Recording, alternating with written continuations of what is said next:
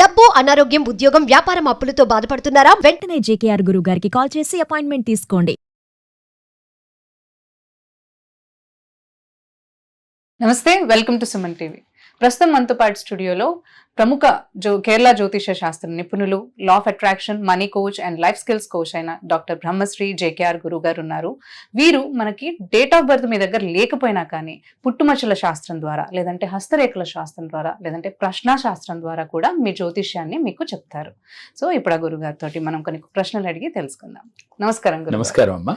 గురుగారు, మనకి law of attraction లో యూనివర్సల్ సబ్జెక్ట్ లో నీళ్ళకి చాలా ప్రాధాన్యత. అవును తల్లి. నీళ్ళ ద్వారా మనకి చాలా రెమెడీస్ కూడా చెప్తూ ఉంటారు. అవునమ్మా. అండ్ మనకి ఆస్ట్రాలజీ ప్రకారంగా చూసుకున్నా కానీ నీళ్ళని ఈశాన్యం దిక్కున పెట్టుకుంటే ధన ప్రవాహం చాలా బాగుంటుంది, అదృష్టం వరిస్తుంది అని చెప్తూ ఉంటారు. అవునమ్మా. అయితే మాకు ఆ ఈశాన్యంలోనే నీళ్ళని ఎందుకు పెట్టుకోవాలి? దీని ద్వారా మనకి నీటిని ఉపయోగించుకొని మనకి ధన ప్రవాహం కానీ, ఆరోగ్యం కానీ మనకి ఎలా ఇంటికి వచ్చేలాగా చేసుకోవచ్చు అంటారు? ఇదేంటంటే తల్లి, వాస్తు బలం చేకూరాలన్నా, అలాగే ఒక వ్యక్తికి మన జాతక చక్రం ప్రకారం చూసినప్పుడు కూడా వారి యొక్క గ్రహాల అనుకూలత కావాలన్నా కూడా నీటితో చాలా రెమెడీస్ ఉన్నాయమ్మా. ఎందుకని అనంటే పంచభూతాలలో ఒకటైన నీరు, లా ఆఫ్ అట్రాక్షన్ ప్రకారం కూడా మనం చెప్పుకున్నప్పుడు పంచభూతాలలో ఒకటైన నీరు మనలో 3 వంతులు ఉంటుందమ్మా, ప్రతి మనిషిలో కూడా. అలాగే సృష్టిలో కూడా 3 వంతులు ఉంటుంది. అందువల్ల అంటే ఎక్కువ ప్లస్ నీటికే ఉంది. 75% 70% నీరే ఉంటుందని చెప్పుకుంటున్నాం. కాబట్టి అందువల్ల నీటికి అంత ఇంపార్టెంట్ ఉంది.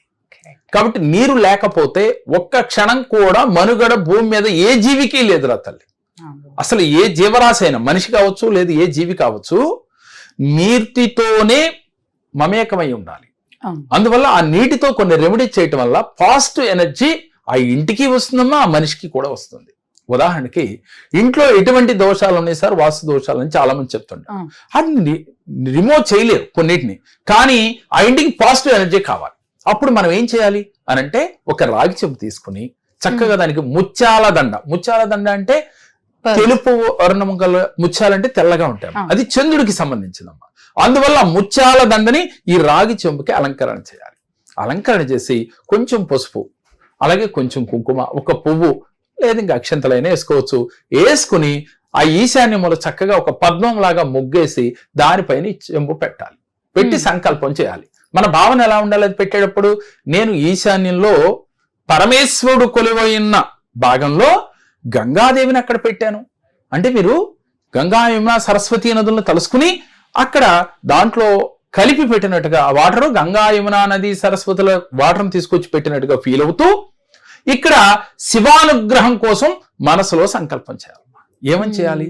ఈ వాటర్ పెట్టాను, నా ఇంట్లో ఉన్న ఎటువంటి వాస్తు దోషములు అన్నీ కూడా తొలగిపోవాలి, నేను హ్యాపీగా ఉండాలి, నా ఇంట్లో ఉన్నవారు ఆనందంగా ఉండాలి, ఎటువంటి వాస్తు దోషాలు ఉన్నా కూడా ఈ క్షణమే తొలగిపోయినవి, నేను చాలా సంపూర్ణ ఆరోగ్యంగా ఉన్నాను, ఆనందంగా ఉన్నాను అని చెప్పి ఆ చెంబుని చూస్తూ సంకల్పం చేసుకోవాలి.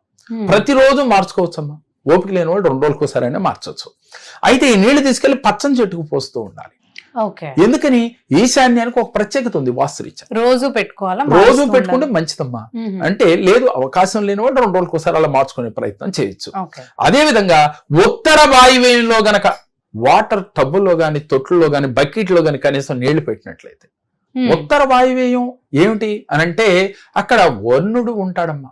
అందువల్ల ఏమవుతుంది, అక్కడ ఆ దిక్కు యొక్క అనుగ్రహం మనకు కలుగుతుంది, ఇంటికి కలుగుతుంది, మనుషుల పైన కలుగుతుంది. ఎప్పుడైతే ఇలాంటి అనుగ్రహం కలిగిందో తెలియకుండా ఆ ఇంట్లో ఉన్న వారందరూ కూడా ఆనందంగా హ్యాపీగా ఉంటారు. అంటే ప్రతి దిక్కుకి ఒక అధిపతి ఉన్నాడు. అంటే అష్టదిక్కులు అనుగ్రహం ఎప్పుడైతే కలిగిందో ఆ ఇంటికి అది లక్ష్మీ నివాసం అవుతుంది. ఎప్పుడైతే అష్టదిక్కులు అనుగ్రహం, పంచభూతాల అనుగ్రహం, 3 దేవతల అనుగ్రహం మనిషికి కలిగిందో వారే భగవంతుడు అవుతాడు. అంతే కదరా తల్లి. అందరూ వాళ్ళకి అనుకూలంగా ఉండాలంటే ఏం చేయాలి? వీరు అందరినీ ప్రేమించాలి. ఎప్పుడైతే ప్రేమించడం మొదలు పెడతారో అందరూ వీరిని ప్రేమిస్తారు. అప్పుడు ఈయన భగవంతుడే అంటారు కదరా. ఈ శత్రువు లేనివాడు అందరూ భగవంతుడేనమ్మా. భగవంతుడికి ఎవరు శత్రువు ఉంటారు తల్లి? భగవంతుడైన వాడికి శత్రువు ఉంటాడా ప్రపంచంలో? అదే విధంగా మనిషికి కూడా శత్రువు లేకుండా ఉండాలి. కానీ అలాంటి మనిషిని మనం చూపించగలమా ఈ కలియుగంలో? అంటే చూడలేము అంటాను. కానీ చూడగలగాలి. ఇప్పుడు వరకు గతమొద్దు, ఇప్పుడు ప్రజెంట్ లోంచి మీకు శత్రువు అనేవాడు ఉండకూడదు. ప్రతి ఒక్కడిలోనూ భగవంతుడు ఉన్నాడు. వాడే ఆత్మ, ఆత్మే పరమాత్మ. ఆ పరమాత్మే మనం కొలిసే దైవంగా ఫీల్ అవుతూ ఉంటే ఎవరిని కూడా మనం శిక్షించలేము, తప్పుగా మాట్లాడలేము, నెగిటివ్ గా మనం ఏ రోజు ఎదుటి వ్యక్తిని ఊహించుకోలేము. మరి ఇలాంటి భావన కావాలి, అలాంటి భావనతో మీరు ఉండాలి అంటే ఈ చిన్న క్రియ మనం మానవ ప్రయత్నం చేయాలి. దీనితో పాటుగా ప్రతి ఒక్కరూ కూడా ఇంటిలో గజలక్ష్మీదేవి ఫోటోని గుమ్మానికి గనక లోపల భాగంలో అంటే ఇంట్లోంచి బయటకు వస్తుంటే అక్కడ ఎదురవుతూ ఉండాలమ్మా. గజలక్ష్మీదేవి అంటే 2 ఏనుగులు స్వాగతం పలుకుతూ లక్ష్మీదేవి ఉంటుంది, అది గజలక్ష్మీదేవి అంటారమ్మా. ఏ ఇంట్లో అయితే గుమ్మం పైన లోపల నుంచి మనం బయటకు వస్తుంటే ఎదురవుతూ కనపడుతుందో మీరు బయటకు వెళ్ళేటప్పుడు ఆ తల్లిని ఒక్కసారి నమస్కరించుకుని, గజలక్ష్మీదేవి అంటే ఏమిటి అని అంటే శక్తి. అంటే మనకి ఏ పని కావాలన్నా శక్తి కావాలి. ఆ శక్తి ఇంట్లోంచి బయటికి వెళ్ళేటప్పుడు వ్యాపార కార్యకలాపాలు కావచ్చు, ఉద్యోగం కావచ్చు, ఏదైనా మనిషి మనుగడ ఎప్పుడు ఇంట్లో పడుకుంటే కాదు కదా, మరి బయటికి వెళ్ళి ఏదో ఒకటి చెయ్యాలి కదా. అది చెయ్యాలి అంటే మనకి కావాల్సింది శక్తి కావాలి. అందువల్ల ఇంట్లోంచి బయటకు వచ్చేటప్పుడు ఆ గజలక్ష్మీదేవికి ఒక్కసారి నమస్కారం చేసుకుని పాజిటివ్ గా ఆలోచించి, నేను తిన్న ఆహారం నాకు పూర్తి ఎనర్జీ ఇచ్చింది, అమ్మ నువ్వు అలా అనుగ్రహించు. ఏ దిక్కునున్నా పర్లేదా అండి గుమ్మం? అంటే అంటే ఉత్తరం దిక్కు అయితే ఉత్తరం దిక్కు, తూర్పు దిక్కు అయితే తూర్పు దిక్కు. మీరు నడిచే సింహద్వారానికి పెట్టాలి, సింహద్వారం పైన పెట్టుకోవాలి. ఇలాంటి చాలా చిన్న చిన్నవే తల్లి. దీని వల్ల ఏంటి అంటే ప్రతి ఒక్కరికి కూడా ఇది పెడితే అదృష్టం వస్తుంది, అదృష్టం కాదు, దాని వల్ల వచ్చేది ఇది. దీని వల్ల అదృష్టం వస్తుంది. అంటే నువ్వు ఎప్పుడైతే పాజిటివ్ గా మారతావో, ఎప్పుడైతే పాజిటివ్ గా ఆలోచిస్తావో, ఎప్పుడైతే శక్తివంతుడుగా మారతావో, అదృష్ట లక్ష్మి ఎందుకు రాదురా తల్లి? నువ్వు మనసు పెట్టి చేస్తే రాదా? ఒక పక్షిని గురి చూసి కొడితే వేటగాడు పర్ఫెక్ట్ గా పక్షి పడిపోతుంది, కానీ యామరపాటుతో కొడితే ఎన్ని బాణాలు వేసినా తగలవు. అంటే ఏ పని చేయాలన్నా కూడా నువ్వు గురి చూసి కొట్టాలి. గురి చూసి కొట్టాలి అంటే నీ మనసు నీలో ఉండాలి, నీ ఆధీనంలో ఉండాలి. అదే విధంగా శక్తి కూడా కావాలి. అందువల్ల ఇలాంటి టెక్నిక్ చేయటం వల్ల మనకి శక్తి వస్తుంది, నీ మనసు మీ ఆధీనం అవుతుంది. అప్పుడు నువ్వు ఏ పనైనా ఈజీగా చేయగలుగుతావు. జీవితంలో ఉన్నతంగా ఎదగాలన్నా, కోటేశ్వరులు కావాలని సంకల్పం ఉంటే కాదమ్మా, దైనందిన జీవితంలో మనం నడుచుకునే విధానాలు, ఇలాంటి చిన్న చిన్న టెక్నిక్స్ పాటిస్తూ ఆ టెక్నిక్స్ నుంచి మనం నేర్చుకోవలసిన గుణపాఠాలు. ఒక టెక్నిక్ చేసినంత మాత్రాన మనకి అదృష్ట లక్ష్మి రాదు. దాని నుంచి మనం పాజిటివ్ గా నేర్చుకోవాల్సింది. అది నేర్చుకుని అలవరుచుకుని ఆచరించగలిగితే నీ జీవితంలో అద్భుతాలు నువ్వు సృష్టిస్తావు తల్లి. నువ్వు ఏది కోరుకుంటే అది వస్తుంది. మన వాళ్ళు మన thumbnails లో పెట్టేటప్పుడు ఈశాన్య మూల ఇది పెడితే కోట్లు సంపాదిస్తాం అని పెట్టాం. అంటే జనం చూడగానే ఈశాన్య మూల ఇది పెడితే కోట్లు వచ్చేస్తాయా అనుకునే వాళ్ళు ఉంటారు, అమ్మో ఈశాన్య మూల పెడితే కోట్లు వచ్చేసినాయి అనుకునే వాళ్ళు ఉంటారు. అది నెగిటివ్ పాజిటివ్ రెండు కనపడతారు. ఇద్దరికీ నేను చెప్పే సమాధానం ఒకటేనమ్మా, పెట్టినంత మాత్రాన కోట్లు రావు. దాని వెనకాల అర్థం తెలుసుకుని నువ్వు ఆచరించగలిగితే కోట్లు కాదురా, నువ్వు ఏది కోరుకుంటేది నీ కాళ్ళ దగ్గరికి వస్తుంది. భగవంతుడు సైతం నీకు ప్రత్యక్షం అవుతాడు. నువ్వు అందరినీ ప్రేమించగలిగితే. ప్రేమించే స్వభావం రావాలి అంటే మనం ఇందాక చెప్పుకున్నాం, 3 వంతులు నీళ్లే ఉంది ఈ సృష్టిలో, మనిషిలో గాని ప్రకృతిలో గాని అని. అటువంటి పంచభూతాలలో నీటితో నువ్వు మమేకమైతే మరి నువ్వు ఏది కోరుకుంటే అదేగా తల్లి.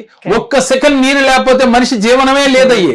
అటువంటి నీటితో ఆ నీటి యొక్క అనుగ్రహం నీకు కలిగితే నువ్వు సాధించలేనిదే లేదురా తల్లి. కాబట్టి ఇలాంటి చిన్న చిన్న టెక్నిక్స్ పాటించండి. నేను చెప్పినట్టుగా మారే ప్రయత్నం చేయండి. మారలేని నాడు మీరు మానవ ప్రయత్నంతో ఎవరూ మారలేమమ్మా.